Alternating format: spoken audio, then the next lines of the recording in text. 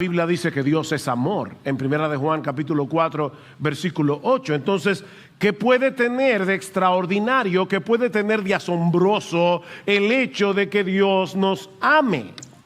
Mis hermanos, deberíamos asombrarnos del amor de Dios. Bueno, eso es lo que yo quiero que veamos en esta mañana a la luz del conocidísimo pasaje de Juan capítulo 3 versículo 16. Y voy a limitarme por ahora a leer solo este versículo. Eric ya leyó una parte más amplia, pero dice este famoso, conocido texto del Evangelio de Juan: porque de tal manera amó Dios al mundo que dio a su Hijo unigénito, para que todo aquel que cree en Él no se pierda, mas tenga vida eterna. Como yo decía hace un momento, este es uno de los versículos más conocidos, más memorizados, más citados, más apreciados de toda la Biblia. Y mis hermanos, es fácil entender por qué. No me viene a la mente otro texto que en una forma tan breve, tan sencilla, solo 29 palabras en el español, 25 en el original, y sin embargo resumen en una forma hermosísima el corazón del Evangelio. De verdad, no me viene otro texto a la cabeza que resuma de una manera tan hermosa, que presente en una forma tan maravillosa la esencia del mensaje del Evangelio. Y lo que yo quiero hacer en esta mañana es desempaquetar este texto bíblico, resaltar por lo menos 6 elementos que este pasaje contiene, o que este texto contiene, de manera que podamos apreciar en toda su dimensión, dentro de lo posible, ¿verdad?, para nuestra limitada y pequeña capacidad de comprensión, de qué clase de amor es que el Señor Jesucristo está hablando aquí. Y el primer elemento que yo quiero resaltar, que contiene nuestro texto, es el sujeto de ese amor. Para aquellos que pasaron hace tiempo, ¿verdad?, por la escuela, una oración tiene sujeto y tiene predicado. El sujeto es el que realiza la acción del verbo, si se han olvidado de la gramática. Bueno, ¿quién es el sujeto de la oración?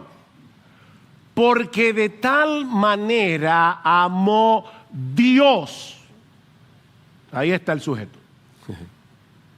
De tal manera amó Dios al mundo. Dios amó al mundo. El Todopoderoso, el Creador del universo, el Dios de toda sabiduría, de toda justicia, de toda santidad, amó al mundo. El amor es la virtud más apreciada del hombre. De hecho, a menos que una persona sufra de un serio desajuste emocional, todo el mundo desea ser amado y todo el mundo se deleita en el hecho de poder amar. Todo el mundo. Sin embargo, por más que nosotros amemos a otras personas, nuestro amor siempre será imperfecto, limitado y defectuoso, porque nosotros somos imperfectos, limitados y defectuosos. Todos tenemos que luchar con el orgullo. Todos tenemos que luchar contra el egoísmo de nuestro corazón, que nos impiden amar como debiéramos amar. Nosotros no amamos perfectamente a nadie. Así que, si tú crees que amas, en realidad tú no amas, ni yo tampoco, como debiéramos amar. Pero ese no es el caso de Dios. Nuestro Dios es perfecto en bondad, es perfecto en compasión, es perfecto en misericordia, es perfecto en paciencia, es perfecto en sabiduría, es perfecto en todos sus atributos. De manera, mis hermanos, que no existe un amor en el mundo que pueda compararse con el amor de Dios. Si alguna vez tú crees que has amado, o tal vez crees que en este momento estás experimentando un sincero y profundo amor por alguien, mi hermano, mi hermana, multiplícalo por mucho y todavía te estás quedando muy corto para entender el amor de Dios. De hecho, el amor, según la Biblia, no es una característica más dentro del conjunto de atributos que hacen que Dios sea Dios, sino que, como ya decía en la introducción en 1 de Juan, capítulo 4, versículo 8, dice que Dios es amor. Dios es amor. El amor es algo así como el componente esencial de su naturaleza. Ahora, por supuesto, eso no elimina la realidad de que nuestro Dios es también perfectamente santo, nuestro Dios es perfectamente justo, pero la santidad y la justicia de Dios lo que hacen en realidad es resaltar más aún lo misterioso e incomprensible que es el amor de Dios, sobre todo al considerar el segundo elemento de nuestro texto, el objeto de ese amor. Ya vimos el sujeto, Dios. Veamos ahora el objeto, porque de tal manera amó Dios al mundo. Dios amó al mundo. El problema con esta declaración es que muchos leen la palabra mundo como si Juan estuviera diciendo que el amor de Dios es tan grande, tan grande, tan grande, que abarca a todos los seres humanos que han vivido, viven y vivirán en este mundo. Según algunas estadísticas, hasta la fecha han nacido unas 70,000 millones de personas. Y no tenemos ni idea de cuántas más nacerán hasta que la historia humana llegue a su fin. Bueno, algunos presuponen que lo que Juan capítulo 3 versículo 16 enseña es que el amor de Dios es tan grande que Él envió a su propio Hijo a morir por cada una de esas 70,000 millones de personas y por todos los que vendrán después. Así de grande es el amor de Dios, dicen algunos. Ahora, aunque parezca sorprendente que Dios pueda amar a tanta gente a la vez, yo no pienso que esa sea la medida que Jesús está usando aquí para mostrarnos la grandeza del amor de Dios. Mis hermanos, no olvidemos quién es ese Dios que amó de tal manera al mundo. Nuestro Dios no tiene límites de ningún tipo en ninguna de sus capacidades. Así que medir la grandeza del amor de Dios a la luz de la cantidad de personas que pueblan nuestro planeta sería como medir la capacidad de un levantador de pesas olímpico poniéndole el reto de levantar un grano de arroz. Eso sería ridículo, porque él puede levantar eso y mucho más. Bueno, lo mismo podemos decir del amor de Dios. Tan sorprendente es que Dios ame a un solo ser humano, a uno solo, a que ame a 10,000 millones o millones. No es en número, no es por la cantidad de gente que nosotros debemos medir el amor de Dios. De hecho, mis hermanos, si interpretamos la palabra mundo de esa manera, aquellos que lo interpretan así sin darse cuenta, y estoy seguro que sin quererlo, más bien están empequeñeciendo y están limitando el amor de Dios. Y déjeme explicar a qué yo me refiero. ¿Todas las personas se salvan? Es una pregunta. ¿Todos los seres humanos se salvan? No. De manera que si interpretamos la palabra mundo como significando todos los que han vivido, viven y vivirán en el planeta, tenemos que llegar a la conclusión de que lo único que hace Dios a favor de todos los individuos que viven en el mundo fue abrirles un camino de salvación y luego dejar en las manos de cada cual que se salve. Porque no todos se salvan. Es como si el texto dijera, para poder explicarme mejor, Dios amó de tal manera a todos y cada uno de los seres humanos que han vivido, viven y vivirán en este mundo, que dio a su Hijo unigénito para hacer posible que cualquiera de ellos pueda salvarse, pero sin asegurar la salvación de nadie. Eso es lo que significaría el texto.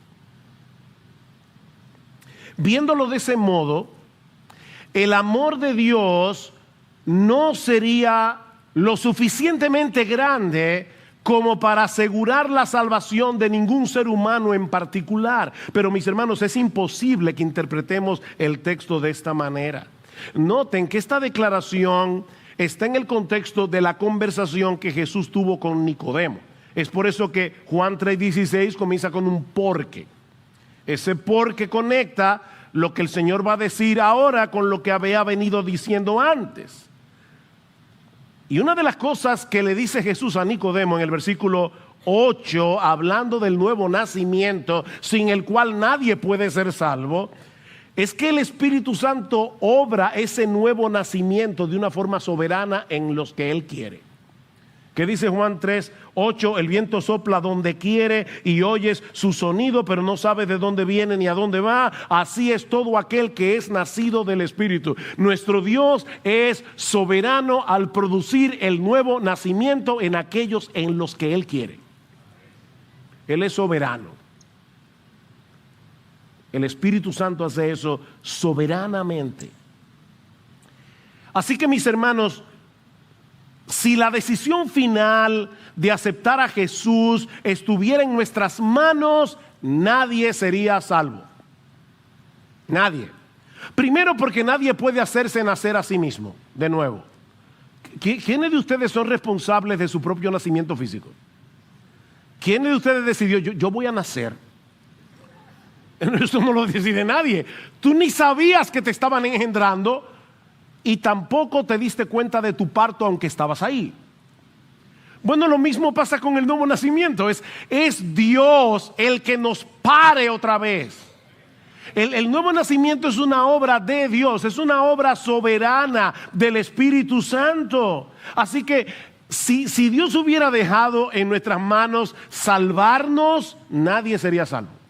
Porque nadie puede entrar en el reino de los cielos sin nacer de nuevo, y nadie puede nacerse de nuevo a sí mismo. Pero por otro lado, ninguno de nosotros está inclinado a creer en Cristo. Para nada.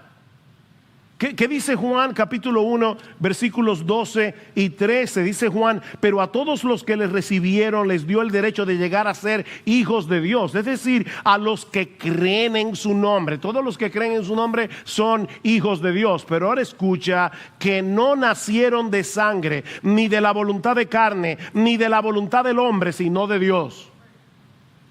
Dios los engendró. De hecho, noten lo que sigue diciendo Juan en el versículo 18. Juan capítulo 3.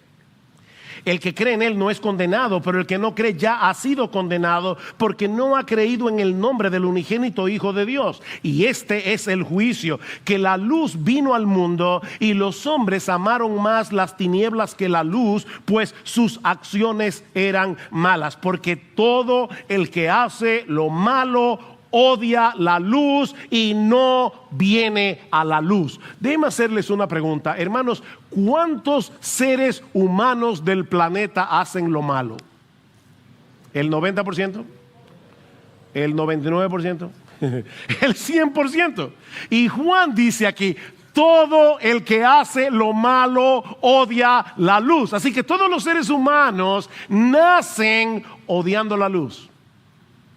Odiando la luz, aborreciendo la luz, no queriendo venir a la luz. No hay quien haga lo bueno, dice Pablo, no hay ni siquiera uno. Ok, entonces, ¿qué significa que Dios amó al mundo? Ya vimos que no significa todos los seres humanos que han vivido, viven y vivirán en el mundo. ¿Qué significa entonces? Cuando Juan usa la palabra mundo en su evangelio, usualmente es para referirse al sistema de maldad imperante en este mundo caído y que se opone radicalmente a Dios y a sus caminos. Por ejemplo, en Juan capítulo 15, versículo 18, Jesús le dice a sus discípulos: si el mundo os aborrece, sabed que a mí me ha aborrecido antes que a vosotros. El mundo del que Juan está hablando aquí es un mundo que aborrece a Jesús. Y es por eso que aborrece a los que son de Jesús. De manera que la palabra mundo en Juan 3:16 señala a una humanidad caída que aborrece a Dios, que ama su pecado, y precisamente por eso es tan sorprendente que Dios haya decidido amar ese mundo. Mis hermanos, lo maravilloso, lo sorprendente, lo extraordinario, lo misterioso del amor de Dios no es que Él haya decidido amar a un mundo poblado por tanta gente, sino que Él haya decidido amar a un mundo de gente tan mala. ¿Ven la diferencia? O sea, el asunto no es cuánta gente hay en este mundo, no, es cuán malas son o cuán malos somos los que poblamos este mundo. Y Dios, que es perfectamente santo, que es perfectamente justo, que aborrece el pecado con cada fibra de su ser, que el pecado es completamente antagónico a su naturaleza, y aún así Dios decidió amar a personas de este mundo. Porque de tal manera amó Dios al mundo. Y lo sorprendente, mis hermanos, es lo que Dios estuvo dispuesto a hacer por amor a ese mundo tan aborrecible. Lo que nos lleva al tercer elemento. Ya vimos el sujeto de este amor, Dios. El objeto de este amor, el mundo. Veamos ahora en tercer lugar el don sacrificial de este amor. ¿Qué fue lo que hizo Dios? Decirle al mundo: yo te amo. De paso, esposos, esposas, el amor no es de palabras solamente. El amor no se ve por lo que nosotros decimos, el amor se ve en lo que hacemos. ¿Qué hizo Dios? De tal manera amó Dios al mundo que dio a su Hijo unigénito.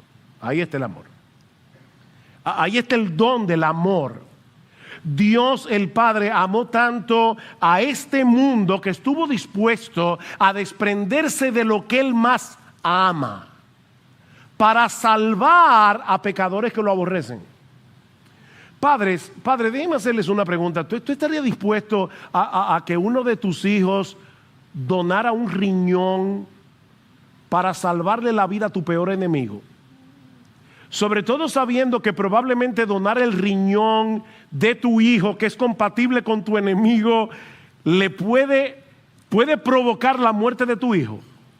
Bueno, en el caso de Dios, no es simplemente que Él pensaba en la posibilidad de que su hijo perdiera la vida, es que Él envió a su hijo para que la perdiera. Por amor a ti, que cuando éramos inconversos odiábamos a Dios. Ay, no, pastor, yo nunca he odiado a Dios. Bueno, tú no odias al Dios de tu propia invención, pero sí al de la Biblia, porque si no lo odiaras ya hubieras venido arrepentido a sus pies.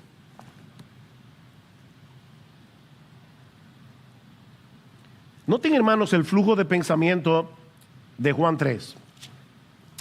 Y comencemos en el versículo 14, porque nosotros comenzamos en el 16, es tan famoso el texto, ¿verdad? Porque de tal manera amó Dios al mundo, pero el Señor viene hablando de algo, y dice en el versículo 14, como Moisés levantó la serpiente en el desierto, así es necesario que sea levantado el Hijo del Hombre, para que todo aquel que cree en Él que tenga en Él vida eterna, porque de tal manera amó Dios al mundo. El Señor está haciendo alusión aquí a un episodio en la historia de Israel que se encuentra en el capítulo 21 del libro de Números. En un momento dado, los israelitas pecaron tan gravemente contra Dios que el Señor les envió como castigo serpientes venenosas. Y cuando un israelita era mordido por la serpiente, moría al poco tiempo. Así que Moisés le clama al Señor, los israelitas le piden perdón al Señor y Dios le dice a Moisés: Moisés, mira, levántate, hazte una serpiente de bronce, levántala en una asta, y todo israelita que fuere mordido por la serpiente, pero mirare hacia esa serpiente de bronce, el veneno no le hará daño. Y ahora el Señor le está diciendo a Nicodemo: ¿sabes qué, Nicodemo? Esa serpiente de bronce que Dios utilizó para salvar a los israelitas en el desierto eran una representación de lo que yo voy a hacer en la cruz. Así como la serpiente fue levantada en un asta y todo aquel que miraba la serpiente era salvo, así también yo seré levantado en una cruz y todo el que mira a mí con fe será salvo. Ahora, hermanos, ¿no les sorprende esa similitud? Una serpiente. Miren, hermanos, la serpiente fue maldita en el huerto del Edén y para los israelitas era un animal inmundo. ¿Por qué Dios no le dijo a Moisés: hazte un cordero de bronce? ¿Verdad que el cordero hubiera sido más apropiado para simbolizar a Jesús? Hazte un cordero de bronce y todo el que mirare al cordero será salvo. No, una serpiente. ¿Por qué una serpiente? Porque nuestro Señor Jesucristo tenía que ser hecho maldición en la cruz del Calvario para que tú y yo pudiéramos ser salvos de la ira de Dios. Tenía que ser una serpiente. ¿Qué dice el apóstol Pablo en 2 Corintios 5:21? Al que no conoció pecado, por nosotros Dios a él lo hizo pecado, al Hijo Santo de Dios lo hizo pecado para que nosotros fuésemos hechos justicia de Dios en él. Y Pablo dice en Gálatas capítulo 3 versículo 10 que Cristo nos redimió de la maldición de la ley, hecho por nosotros maldición, porque escrito está: maldito todo aquel que fuere colgado en un madero. Óyeme, mi hermano, mi hermana, Cristo fue maldito de Dios por culpa tuya y por culpa mía. Así de grande es el amor de Dios. Así de grande es el amor de Dios. Cristo es el hoyo negro que absorbe toda la ira que tú y yo merecemos por causa de nuestros pecados. ¿Y por qué Dios estuvo dispuesto a hacer algo así? Por su amor. Por su amor, porque de tal manera es tal la grandeza del amor de Dios que pudo vencer su propia animadversión hacia la pecaminosidad del mundo y entregar lo que Él más ama por personas que lo odian. Esa es la gran enseñanza de Juan 3:16. Fue por amor a un mundo de gente pecadora que Dios entregó a su Hijo unigénito, por ese mundo que le dio la espalda, por ese mundo que constantemente pisotea su ley moral. Así de grande es el amor de Dios. Ahora, no olviden, por favor, que todos nosotros pertenecíamos a ese mundo antes de venir a Cristo. O sea, aquí no estamos hablando de esos perversos pecadores que están allá afuera. ¿Qué le dice el Señor a sus discípulos en Juan capítulo 15? Si fuerais del mundo, el mundo amaría lo suyo, pero porque no sois del mundo, antes yo os elegí del mundo, por eso el mundo os aborrece. Ustedes también pertenecían al mundo, le dice Jesús a sus discípulos. La única razón por la que ustedes ahora no pertenecen a ese sistema de maldad es porque yo soberanamente, antes de la fundación del mundo, los elegí del mundo para que sean míos. Yo los elegí del mundo y los aparté del mundo para que ahora me pertenezcan a mí. De manera, mi hermano, mi hermana, que la única razón por la que ya no pertenecemos al mundo, la única razón por la que somos del Señor es porque Dios nos amó cuando nosotros no le amábamos. Primera de Juan 4:19, nosotros le amamos a Él porque Él nos amó primero. El amor de Dios nos conquistó. El amor de Dios venció nuestra hostilidad para traernos a Cristo y hacernos partícipes de su amor. Conozco una pareja de esposos, ya les dañé la historia, donde el individuo se enamora de esta muchacha y ella no le hacía caso. Así que él se propuso conquistarla y comenzó a mandarle una rosa todos los días durante un año entero. Esto no es una historia de esa que aparece en las ilustraciones de los libros. Yo conozco a la pareja, ellos no contaron su historia. Una rosa todos los días por un año entero y ella sin hacerle caso.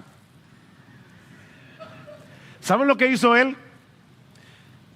Decidió dejar de mandarle la rosa. Y entonces ella comenzó a preguntar: ¿qué es lo que está pasando? Y así la conquistó. Mis hermanos, lo que estamos diciendo aquí no es que Dios nos envió una rosa todos los días para conquistar nuestro corazón. No, no, no, no, no. Es que Dios envió a su Hijo, que se hizo hombre y murió en la cruz del Calvario para perdonar todos nuestros pecados. Y no contento con eso, después envió a su Espíritu Santo para que cambiara tu corazón de piedra en un corazón de carne y así poderte atraer con cuerdas de amor a la cruz del Calvario. Así de grande es el amor de Dios. Así de grande. Comenzamos a entender por qué es que dice: de tal manera amó Dios al mundo. Y por causa de ese amor, Dios todavía mantiene abierta la puerta de la salvación. Oye, mi amigo, todavía la puerta de la salvación sigue abierta para ti, para todos los que quieran venir. Lo que nos lleva al cuarto elemento que encontramos en nuestro pasaje es la extensión de ese amor. ¿Qué dice el texto? Para que todo aquel, párense allí, todo aquel. ¿Para quién es la invitación? Todo aquel. Sin importar su condición social, sin importar su condición económica, educativa, su raza, el color de su piel, los años que tenga, ni siquiera el tipo de vida que haya vivido hasta ahora. No importa. Todo aquel incluye a todo aquel que venga. El amor de Dios vence todas las barreras, el amor de Dios vence todos los prejuicios, el amor de Dios no discrimina como nosotros discriminamos. Cualquiera que venga será recibido. No importa lo que hayas hecho, no importa lo que hayas pensado y dicho contra Dios, no importa cuántas veces hayas blasfemado su nombre, no importa cuántas veces hayas rechazado el Evangelio. Cristo dice en Juan capítulo 6, versículo 37, que ninguno que venga a Él clamando por misericordia será echado fuera. Ninguno. Todo aquel. Mi amigo, Dios no pone ningún tipo de condición excepto la que se señala en el pasaje. Y eso nos lleva al quinto elemento de nuestro texto: el modo de apropiarnos de ese amor. Todo aquel que cree en Él. Todo aquel que cree en Él. Es un llamado universal y al mismo tiempo exclusivo.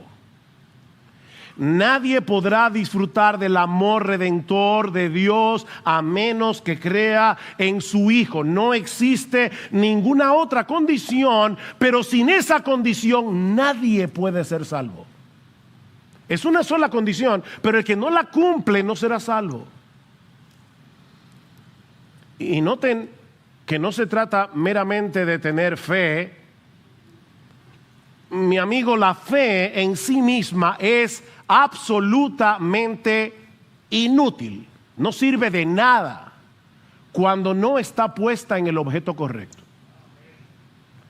Elvis Presley cantaba una canción titulada I Believe, yo creo.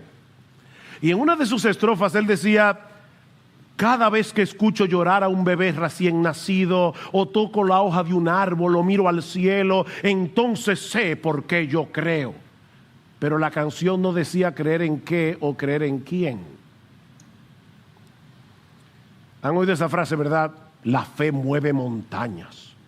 No, la fe no mueve ni una hormiga. La fe no hace nada. El que mueve montañas es Dios, por medio de la fe en su Hijo. La demanda del Evangelio es muy específica. Es que creamos en Cristo y en nadie más. Y no simplemente que creamos en Cristo.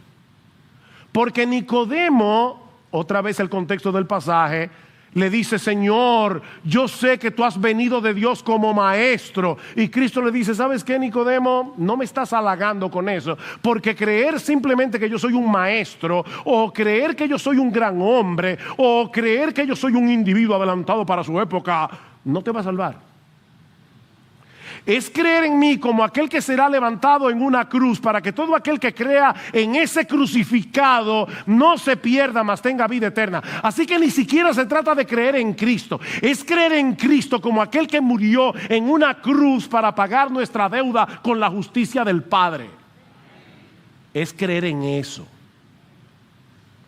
El llamado del Evangelio. ¿Qué dice el versículo 18 otra vez? El que cree en Él no es condenado, pero el que no cree ya ha sido condenado, porque no ha creído en el nombre del unigénito Hijo de Dios. ¿Saben que algunas personas creen que llegar al cielo es como cruzar un río con un bote?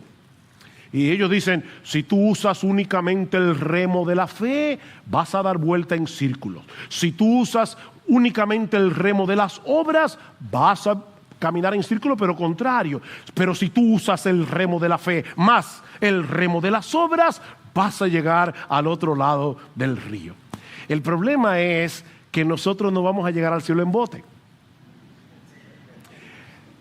Nosotros vamos a llegar al cielo en Cristo. Vean otra vez el versículo 15. Para que todo aquel que cree tenga en Él, eso es importante, vida eterna, en Él. No vas a llegar al cielo en bote, vas a llegar al cielo en Cristo, por medio de la fe. Yo soy el camino y la verdad y la vida, dice el Señor en Juan 14:6. Nadie viene al Padre sino por mí. Él es el único camino. Mi amigo, todas las otras vías inventadas por los hombres te llevan hacia un destino equivocado. No importa lo sincero que seas en tu creencia. Dice la Escritura, en la Escritura hay camino que al hombre le parece derecho, pero su fin es camino de muerte. Si te tomas un negro eterno creyendo que es jugo de naranja, te vas a morir igualito. Para los que no son dominicanos, negro eterno es un veneno que usamos aquí para las ratas. Es en Cristo y solo en Él que podemos ser salvos. Y eso nos lleva al último elemento de nuestro texto. El glorioso resultado de este amor. Porque de tal manera amó Dios al mundo que dio a su Hijo unigénito, para que todo aquel que cree en Él no se pierda, mas tenga vida eterna. He aquí las únicas dos opciones para toda la raza humana: salvación o perdición. Y lo que hace la diferencia es el Señor Jesucristo. Él es la línea demarcatoria. Los creyentes no tendremos que enfrentar el veredicto de condenación en el tribunal de Dios, porque hemos confiado en aquel que pagó nuestra deuda con la justicia divina en la cruz del Calvario. Pero ¿saben qué? Los que rehúsan creer, los que permanecen en su incredulidad, no podrán escapar de este terrible destino. ¿Saben por qué? Porque el veredicto ya fue emitido en el tribunal. Leyeron el versículo 18, el que cree en Él no es condenado, pero el que no cree ya ha sido condenado. Ya tú estás condenado.